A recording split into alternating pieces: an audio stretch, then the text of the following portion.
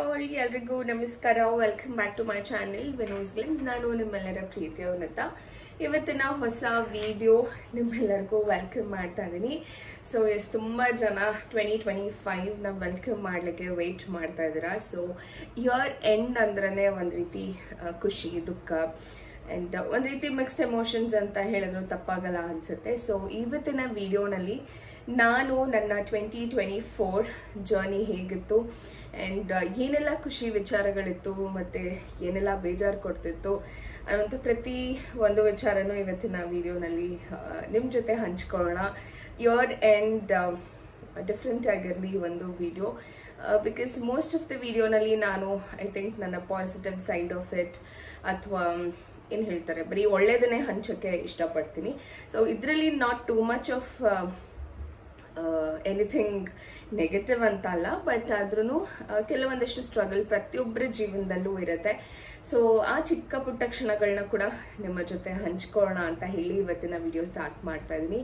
I hope ಇವತ್ತಿನ video ನಿಮ್ಮೆಲ್ಲರಿಗೂ ಇಷ್ಟ ಆಗುತ್ತೆ ಅನ್ಕೋತೀನಿ. ಅಂಡ್ ಎಸ್, ಇನ್ನು ನೀವು ಯಾರಾದರೂ ನನ್ನ ಚಾನಲ್ಗೆ ಸಬ್ಸ್ಕ್ರೈಬ್ ಮಾಡಿಲ್ಲ ಅಂದರೆ ಬೇಗ ಹೋಗಿ ನನ್ನ ಚಾನಲ್ಗೆ ಸಬ್ಸ್ಕ್ರೈಬ್ ಮಾಡಿ, ಹೀಗೆ ಸಾಕಷ್ಟು ಪ್ರೀತಿ ಸಾಕಷ್ಟು ಸಪೋರ್ಟ್ ಮಾಡಿ ಅಂತ ಹೇಳ್ತಾ ಇವತ್ತಿನ ವಿಡಿಯೋನ ಶುರು ಮಾಡೋಣ.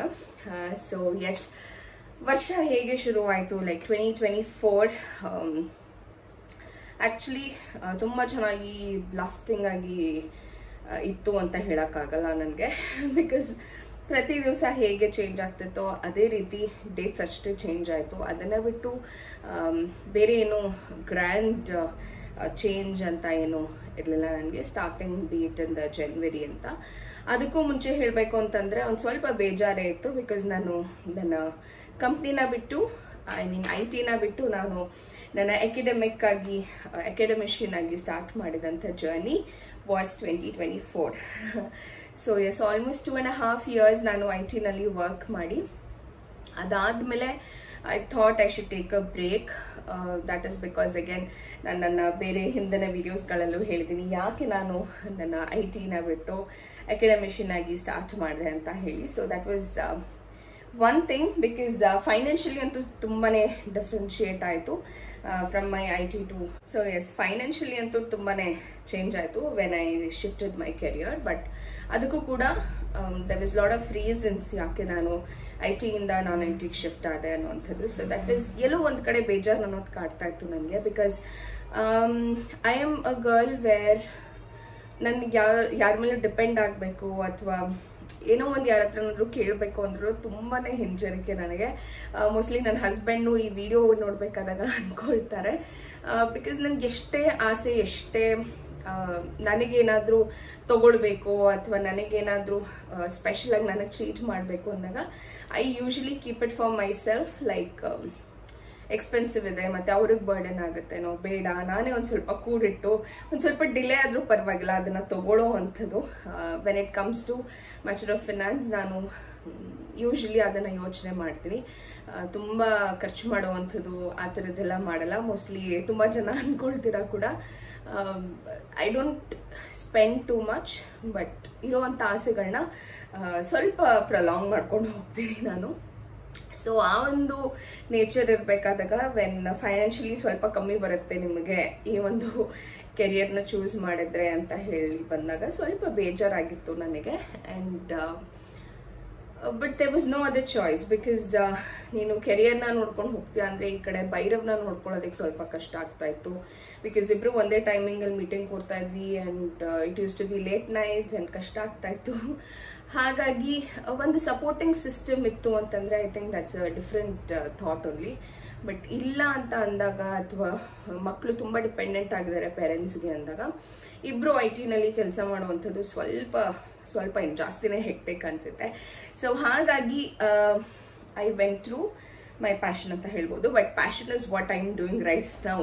ಎಲ್ಲೋ ಒಂದು ಕಡೆ ಅನ್ಸುತ್ತೆ ಆಗೋದು ಎಲ್ಲನೂ ಒಳ್ಳೇದಕ್ಕೆ ಅಂತ. ಬಿಕಾಸ್ ನಾನು M.Tech ಮಾಡಿದ್ದ ರೀಸನ್ ಕೂಡ ಅದೇ ಇತ್ತು, that I want to get into teaching and ನನ್ನ ಟ್ರೀ ಅಥವಾ ನನ್ನ ಕೆರಿಯರ್ ಟ್ರೀ ಇದೇ ರೀತಿ ಹೋಗ್ಬೇಕಂತ ಇತ್ತು. ಸೊ ಮೋಸ್ಟ್ಲಿ ಎಲ್ಲೂ ನಾನು IT ಸ್ಟಿಕ್ ಆನ್ ಆಗಿದ್ರೆ ಪ್ರಾಬಬ್ಲಿ ನನಗೆ ನನ್ನ ಪ್ಯಾಷನ್ ಕಡೆ ಅಥವಾ ನನ್ನ ಥಾಟ್ಸ್ ಏನಿತ್ತು ಚಿಕ್ಕದ್ರಿಂದ, ಅಥವಾ ನಾನು ಪರ್ಸ್ಯೂ ಮಾಡ್ಕೊಳೋದು MTechನ ನಾನು ಎಲ್ಲೋ ಕಳ್ಕೊಂಡು ಬಿಡ್ತಿದ್ದೇನೋ. ಬಟ್ ಎಸ್, ನಾನು ಆಗಲೇ ಹೇಳ್ದಂಗೆ ಆಗೋದೆಲ್ಲ ಒಳ್ಳೇದಕ್ಕೆ ಅನ್ನೋ ರೀತಿನೇ ಆಯಿತು. ಬಟ್ ಇನಿಷಿಯಲಿ ಆ ಬೇಜಾರು ಅನ್ನೋದೇನಿತ್ತು, that was definitely there. So yes, ಈ ಜಾನ್ವರಿ, ದಟ್ ಇಸ್ 2025 ಜಾನ್ ಬಂದರೆ, so I will be 1 year completing here. So ಅದು ಒಂದು ಖುಷಿ ಅಂತೂ ಖಂಡಿತ ಇದೆ. So that was like not start ಅನ್ನೋ ಥರ ಇತ್ತು. ಸೊ ಅಲ್ಲಿ ಬಿಟ್ಟು ಇಲ್ಲಿ ಟ್ರಾನ್ಸಿಷನ್ ಕೂಡ ತುಂಬಾ ಸ್ಮೂತ್ ಆಗಿತ್ತು. ಹಾಗಂತ ತುಂಬ ದಿವಸಗಳು ಬಿಟ್ಬಿಟ್ಟು ಕೆಲಸ ಹುಡ್ಕೋದ್ನಪ್ಪ ಆ ಥರ ಏನೂ ಇಲ್ಲ. ಬಿಕಾಸ್ ನನಗೆ ಗೊತ್ತಿದ್ದಂಥ ಒಂದಷ್ಟು ಕಾಂಟ್ಯಾಕ್ಟ್ಸ್ ಮುಖಾಂತರ ನನಗೆ I was able to have a smooth transition from my IT to non-IT ಅಂತ ಹೇಳ್ಬೋದು, ಅಥವಾ ಅಕಾಡೆಮಿಷನ್ ಅಂತ ಹೇಳ್ಬೋದು. So that was about my career, ಹೇಗೆ ನಾನು ಚೇಂಜ್ ಆಯಿತು ಈ ಇಯರ್ ಅಂತ ಹೇಳಿ. And coming to the family health, ಹಾ ಬೇಟಾ. So yes, coming to the health, because ಒಂದು ವರ್ಷದಲ್ಲಿ ಪೂರ್ತಿ ಒಂದು ಫ್ಯಾಮಿಲಿ ಹೆಲ್ತ್, ಫಿನಾನ್ಸ್, ಒಂದಷ್ಟು ಸಂಬಂಧಗಳು ಬೆಳೆಯುವಂಥದ್ದು, ಬೆಸೆಯುವಂಥದ್ದು, ಐ ಥಿಂಕ್ ಇದೆಲ್ಲನೂ ನಮ್ಮ ಲೈಫಲ್ಲಿ ತುಂಬ ಡಿಫ್ರೆನ್ಸ್ ಮಾಡುತ್ತೆ. ಸೊ ಅದರಲ್ಲಿ when it comes to health, I think starting of the year kuda nan agle heldange it was not a very great start for us, because ನಮ್ಮ ಮನೆಯವರಿಗೆ ಒಂದು ಸ್ವಲ್ಪ ಚಿಕ್ಕದಾಗಿ ಮೈನ್ಯೂರಾಗಿ ಆಪರೇಷನ್ ಕೂಡ ಮಾಡಬೇಕಿತ್ತು. ಸೊ ದ್ಯಾಟ್ ವಾಸ್ ಲೈಕ್ ತುಂಬ ಭಯ ಆದಂಥ ಸಿಚುವೇಶನ್ ನನಗೆ. And handling it all alone is something to a next level ಅಂತ ಅನಿಸುತ್ತೆ, ಆ ಥರದ್ದೆಲ್ಲನೂ. ಬಟ್ ಈ ವರ್ಷ was okay kind of thing, because ಅದ್ರ ಹಿಂದಿನ ವರ್ಷ it was even more worst. So after that ತೀರಾ ಏನು ಮೇಜರ್ ಆಗಿ ಹೆಲ್ತ್ ಇಶ್ಯೂಸ್ ಇಲ್ಲ, ಅಥವಾ ತೀರಾ ಮೇಜರ್ ಆಗಿ even if the operation was not there also, ಆ ಸ್ಟ್ರಗಲ್ ಪೀರಿಯಡ್ ಏನಿದೆ ಮತ್ತು ಆ ಸಿಚುವೇಶನ್ ಹ್ಯಾಂಡಲ್ ಮಾಡೋದು was very very tough for us. And ಅದನ್ನು ಮುಗಿಸ್ಕೊಂಡು ಇಮಿಡಿಯೇಟ್ ಆಗಿ ನಾನು ನನ್ನ ಕೆರಿಯರ್ ಕೂಡ ಸ್ಟಾರ್ಟ್ ಮಾಡಬೇಕಾಗುತ್ತೆ. ಸೊ ದ್ಯಾಟ್ ವಾಸ್ ಸಮಥಿಂಗ್ ಸ್ವಲ್ಪ ಸ್ಟ್ರೆಸ್ಫುಲ್ ಅನ್ನಿಸ್ತು, ತುಂಬ ಒಂಥರ ಯಾಕೆ ಬೇಕಪ್ಪ ಈ ಜೀವನ ಅನ್ಸೋ ಅಷ್ಟು ಬೇಜಾರಾಗಿತ್ತು. But yes, I think we somehow came out of it. It was not that ತೀರಾ ಏನೋ ಮೇಜರ್ ಆಗ್ತದೆ ಅನ್ನೋ ಥರ ಅಲ್ಲ. It was just a minute ear operation, and it was just 3 or 4 days procedure. But still ಆ ಒಂದು ಸಿಚುವೇಶನ್ನ ನಾನು ಯಾವತ್ತೂ ಹ್ಯಾಂಡಲ್ ಮಾಡಿಲ್ಲ. ಹೇಳಬೇಕು ಅಂತಂದರೆ ಹಾಸ್ಪಿಟಲ್ಸ್ ಅಂತ ನೋಡಿದ್ದಿಲ್ಲ. ಆ್ಯಂಡ್ ಅಲ್ಲಿ ಸುಮ್ಮನೆ ಹೋಗೋದು, ಯಾರಾದರೂ ಅಡ್ಮಿಟ್ ಆಗಿದ್ರೆ ನೋಡ್ಕೊಂಡು ಬರೋದು ಮಾಡ್ತಿದ್ದೆ. ಬಟ್ ಅಲ್ಲೇ ಇದ್ದು ಆ ಪ್ರಾಸೆಸ್ಸು ಮತ್ತು ಆಪರೇಷನ್ ಥಿಯೇಟರ್ಗೆ ಹೋದಾಗ ಆಚೆ ಕಡೆ ಕುತ್ಕೊಂಡು ಕಾಯೋ ಆ ಪೇನ್ ಇದೆಯಲ್ಲ, that is, I think it is unexplainable.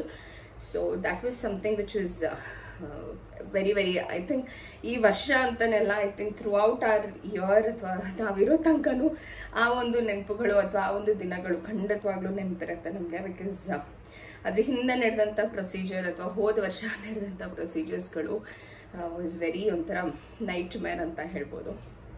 So that was about our health. And ಅದು ಬಿಟ್ಟರೆ I was like very much fit and fine. So ಅದು ನಮಗೇನಾದರೂ ನಾವು ಆದರೆ ಅಥವಾ ನಮಗೇನಾದರೂ ಇಶ್ಯೂಸ್ ಆಯಿತು ಅಂತಂದರೆ ನಾವು ಹೆಂಗೋ ತಡ್ಕೊಂಡು ಬಿಡ್ತೀವಿ. ಬಟ್ ನಮ್ಮ ಪ್ರೀತಿ ಪಾತ್ರರಿಗೆ ಅಥವಾ ನಮ್ಮ ಮನೆಯವ್ರಿಗೆ ಅಥವಾ ಮಕ್ಕಳಿಗೆ ಅಥವಾ ನಮ್ಮ ಹತ್ರದವ್ರಿಗೆ ಏನಾದರೂ ಒಂದು ಚೂರಾದ್ರೂ ಅದು ನಮಗೆ ವಿ ಕಾಂಟ್ ಡೈಜೆಸ್ಟ್ ಇಟ್ ಅಂತ ಹೇಳ್ತಾರಲ್ಲ. ಸೊ ಆ ರೀತಿ ಇತ್ತು. But somehow with God's grace everything went fine. And actually year end ಆಗ್ತಿದ್ದಂಗೆ ಐ ಥಿಂಕ್ ಎಲ್ಲನೂ ಸರಿ ಹೋಗ್ತಾ ಇದೆ. So that is one thing which is really really good. And ಈ ಎಲ್ಲ ಕಷ್ಟಗಳನ್ನ ಪಾರ್ ಮಾಡ್ಕೊಂಡು ಬರಬೇಕು ಅಂದಾಗ it was not easy at all. Because ಫೈನಾನ್ಷಿಯಲಿನೂ ಅಷ್ಟೇ, ಇಬ್ಬರು ವರ್ಕ್ ಮಾಡಿದ್ರೆ ಅಷ್ಟೇ something we can push together. ಈಗಿನ ಜನ್ರೇಷನಲ್ಲಿ it is always like that, ನಾವು ಇನ್ನೊಬ್ಬರ ಮೇಲೆ ಡಿಪೆಂಡ್ ಆಗೋಕ್ಕಾಗಲ್ಲ. ಆ್ಯಂಡ್ ಡಿಪೆಂಡ್ ಆದರೆ ಅವ್ರು ನಮ್ಮನ್ನ ನೋಡ್ಕೊಳ್ಳೋ ರೀತಿನೇ ಬೇರೆ ಆಗೋಗ್ಬಿಟ್ಟಿರುತ್ತೆ. ಇಟ್ಸ್ ಲೈಕ್ ಡಿಪೆಂಡ್ ಆಗ್ತೀವಿ ಅನ್ನುವಂಥದ್ದು ಬೇರೆ, ನಿಮ್ಮನ್ನ ಪ್ರೀತಿಯಿಂದ ಕಾಣಿಸ್ತಾರೆ ನೋಡ್ತಾರೆ ಅನ್ನುವಂಥದ್ದು ಬೇರೆ. ಬಟ್ ಆದರೆ ಎಲ್ಲೋ ಒಂದು ಕಡೆ ಡಿಪೆಂಡೆನ್ಸಿ ಅನ್ನುವಂಥದ್ದು, ಸ್ಪೆಷಲಿ ಫೈನಾನ್ಷಿಯಲ್ ಡಿಪೆಂಡೆನ್ಸಿ ಅನ್ನುವಂಥದ್ದು ತುಂಬಾ ಮನಸ್ಸಿಗೆ ಸ್ಟ್ರೆಸ್ ಕೊಡುವಂಥ, I think that's A different thought all together. So ನಾವು ಡಿಸೈಡ್ ಮಾಡ್ಕೊಂಡ್ವಿ ಅವಾಗ ದಟ್ ಯಾವುದಕ್ಕೂ ಯಾರನ್ನೂ ಡಿಪೆಂಡ್ ಆಗಬಾರ್ದು. ಆ್ಯಂಡ್ ಅದೇ ರೀತಿ ನಡ್ಕೊಂಡು ಹೋಗ್ತಾ ಇದ್ದೀವಿ ನಾವು.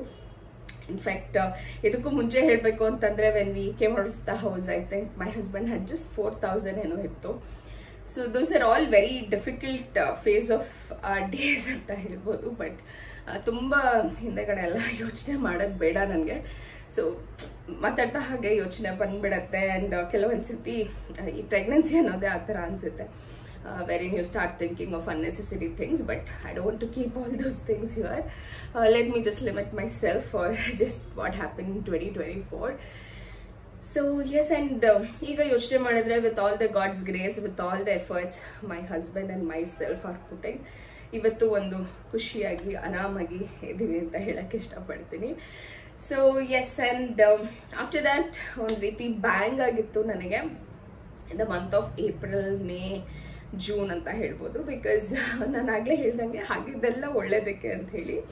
So the first thing was ನನ್ನ PhDಗೆ ನಾನು ಜಾಯಿನ್ ಆಗಿದ ತಕ್ಷಣ ನನ್ನ PhDಗೆ ಕಾಲ್ ಫಾರ್ ಮಾಡಿದಂಥದ್ದು.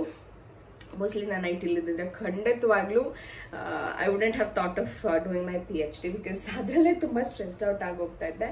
ಇನ್ನು ಕುತ್ಕೊಂಡು ಓದಿ ರಿಸರ್ಚ್ ಎಲ್ಲ ಮಾಡಿ ನಾನು ಥೀಸಿಸ್ ಎಲ್ಲ ಬರೆದು ಐ ಥಿಂಕ್ ಮಾಡೋವಂಥದ್ದು ನನ್ನ ಥಾಟಲ್ಲೇ ಇರಲಿಲ್ಲ ಅನ್ಸುತ್ತೆ ಅದು. So as soon as I got in, ನನಗೆ ಇಮಿಡಿಯೇಟ್ ನೆಕ್ಸ್ಟ್ ಮಂತು ಇಲ್ಲ, ಐ ಥಿಂಕ್ 15 ಡೇಸಲ್ಲಿ I got to know that call for ಮಾಡಿದರೆ ಅಪ್ಲಿಕೇಶನ್ ಅಂತ. ಇನ್ನೇನು ಲಾಸ್ಟ್ 2 ಡೇಸ್ ಏನೋ ಇದೆ ಅಂದಂಗೆ ನಾನು ಅಪ್ಲೈ ಮಾಡಿದಂಥದ್ದು PhD ಎಂಟ್ರೆನ್ಸ್ಗೆ ಅಪ್ಲೈ ಮಾಡಿದ್ದು.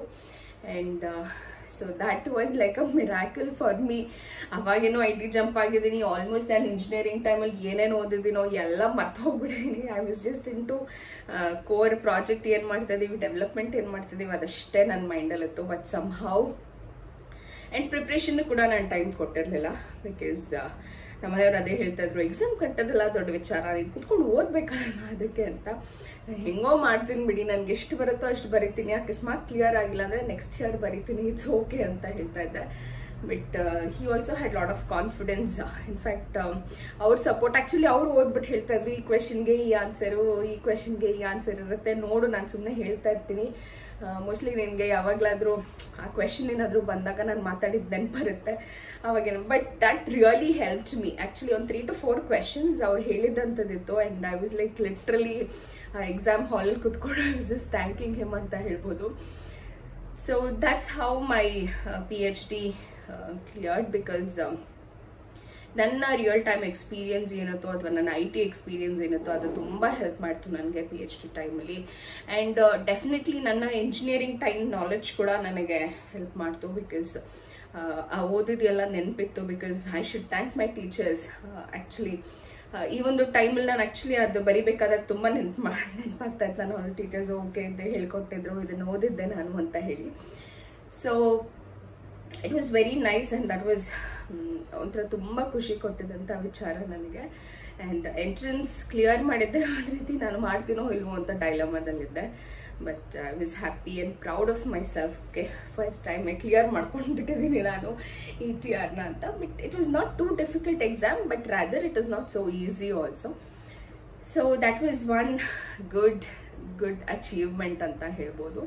So mostly down the lane of 5 years ಆದಮೇಲೆ ಅಥವಾ 6 years ಆದಮೇಲೆ ನಾನು ಮತ್ತೆ ಕುತ್ಕೊಂಡು ನಿಮ್ಮ ಜೊತೆ ಹೀಗೆ ಹೇಳ್ತೀನೇನೋ, ಈ ರೀತಿ ಆಯಿತು, ನನ್ನ PhD ಕಂಪ್ಲೀಟ್ ಆಯಿತು, ಡಾಕ್ಟರೇಟ್ ಬಂತು ಅಂತ ಹೇಳಿ. So I am just waiting for that day. ನೋಡಬೇಕು, ಪ್ರತಿಯೊಂದು ಗಾಡ್ಸ್ ಗ್ರೇಸ್ ಅಂತಲೇ ಹೇಳ್ತೀನಿ. ಬಿಕಾಸ್ ನನಗೆ ಬೇರೆ ಯಾವುದಂತ ಸಪೋರ್ಟ್ ಇಲ್ಲ ಎಕ್ಸೆಪ್ಟ್ ಮೈ ಫ್ಯಾಮಿಲಿ. ಅದು ಬಿಟ್ಟು ಬೇರೆ ಇನ್ಯಾವ ಸಪೋರ್ಟ್ ಅಂತ ಇಲ್ಲ ನನಗೆ. So it's only with the god's grace that ಏನೇ ಆಗ್ತಿದೆ ನನ್ನ ಲೈಫಲ್ಲೂ ಅಂದರು, I think it's only with the god's grace and our hard work ಅಂತ ಹೇಳ್ಬೋದು. ತುಂಬ ಜನ ಇದ್ರ ಮಧ್ಯ ಕಾಲೆಳೆಯೋರು ತುಂಬ ಇದ್ದಾರೆ. ಬಿಕಾಸ್ ಒಬ್ರು ಏನೋ ಬೆಳೀತಾ ಇದ್ದಾರೆ ಅಥವಾ ಒಬ್ರು ಏನೋ ಒಂದು ಅಚೀವ್ ಮಾಡ್ತಾ ಇದ್ದಾರೆ, ಇಲ್ಲ ಒಂದು ಒಳ್ಳೆತನ ಇದೆ ಅಂದರೆ ಅಲ್ಲಿ ಖಂಡಿತವಾಗ್ಲೂ ಒಬ್ರು ಕಾಲೆಳೆಯುವಂಥವ್ರು, ಅದಕ್ಕೆ ಟೀಕೆ ಮಾಡುವಂಥವ್ರು, ಆ್ಯಂಡ್ ಎಲ್ಲೋ ಒಂದು ಕಡೆ ಆ ನೆಗೆಟಿವಿಟಿ ಝೋನ್ ಅನ್ನೋಂಥದ್ದು ಇದ್ದೇ ಇರುತ್ತೆ. ಬಟ್ ಅವ್ರಿಗೆಲ್ಲರಿಗೂ ನಾನು ಹೇಳೋದಿಷ್ಟೇ, ನೀವು ಎಷ್ಟು ಕಾಲು ಎಳೀತಾ ಇರ್ತೀರೋ ನಾನು ಇಷ್ಟೇ ಬೆಳೀತಾ ಹೋಗ್ತೀನಿ ಅನ್ನೋವಂಥದ್ದು ನನಗೆ ಅನಿಸುತ್ತೆ. ಬಿಕಾಸ್ ತುಂಬ ಜನ ಆ ಒಂದು ಥಾಟ್ ಇರುತ್ತೆ, ಓಕೆ ಎಷ್ಟು ಸ್ಟಾಪ್ ಮಾಡ್ತಾರೆ, ನಿಮಗೆ ಬೆಳವಣಿಗೆ ಆಗಬಾರ್ದು ಅಂತ, ಅಥವಾ ಎಲ್ಲೋ ಒಂದು ಕರ್ಸಸ್ ಇರುತ್ತೆ. ಬಟ್ ಆದರೆ ನಮ್ಮ ಓದು ಬರೋಕೆ ಅಥವಾ ನಮ್ಮ ಬೆಳವಣಿಗೆ ಅವ್ರಿಗೇನೋ ಒಂದು ರೀತಿ ಇರ್ಸು ಮುರ್ಸು ತರಿಸ್ತಾ ಇರುತ್ತೆ, ಅಥವಾ ಏನೋ ಆ ಪಾಯಿಂಟೇ ನನಗೆ ನಿಜವಾಗ್ಲೂ ಅರ್ಥ ಆಗಲ್ಲ. Because I am not a girl where ಯಾರಿಗೋ ಏನೋ ಹಾರ್ಮ್ ಮಾಡಬೇಕು ಅಥವಾ ಕನಸಲ್ಲೂ ಕೂಡ ಯಾರಿಗೋ ಏನೋ ಕೆಟ್ಟದಾಗಬೇಕು ಅಂತ ಬಯಸ್ದೋಳೆ ಅಲ್ಲ ನಾನು. ಬಟ್ ಗೊತ್ತಿಲ್ಲ ಯಾಕೆ ಆ ರೀತಿ ಕಾಂಪಿಟೇಷನ್ಸ್ ಬಿಲ್ಡ್ ಮಾಡ್ಕೋತಾರೆ, ಅಥವಾ ಯಾಕೆ ಆ ಥರ ಅವರೇ ಡೌನ್ಫಾಲ್ ಮಾಡಿಕೊಂಡು ನೋಡ್ತಾರೆ ಅಂತ. ಬಟ್ ಸಮ್ಹೌ ಅನ್ಸುತ್ತೆ ದಟ್ ಕೆಲವ್ರು ಜನ ಇರೋದೇ ಆ ಥರ, ಬಿಟ್ಬಿಡ್ಬೇಕು ಆ ಸಿಚುವೇಶನ್ ಅಂತ ಹೇಳಿ.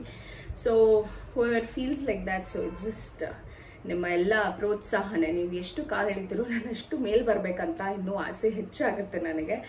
So that's how it is. And yes, that's about my higher education. ಈ ವರ್ಷ ಅದು ನನಗೆ ಕೊಟ್ಟಿದೆ. ಸೊ 2024 ಅದಕ್ಕೆ ಥ್ಯಾಂಕ್ ಯು ಹೇಳಕ್ಕೆ ಇಷ್ಟಪಡ್ತೀನಿ. ಆ್ಯಂಡ್ ಅದಕ್ಕಿಂತ ಹೆಚ್ಚು ಅಂತ ಅಂದರೆ ನಮ್ಮ ಇನ್ನೊಂದು ಮುದ್ದು ಮಿರಾಕಲ್, ದಟ್ ಈಸ್ ಇನ್ನೊಂದು ಮಗು ಬರ್ತಾ ಇರೋವಂಥದ್ದು ಆ್ಯಂಡ್ ಕನ್ಸೀವ್ ಆಗಿದ್ದು. ನಾನು ಐ ಥಿಂಕ್ ಅದನ್ನು ಕೂಡ ವ್ಲಾಗ್ ಮಾಡಿದ್ದೀನಿ, like was it unexpected pregnancy ಅಂತ.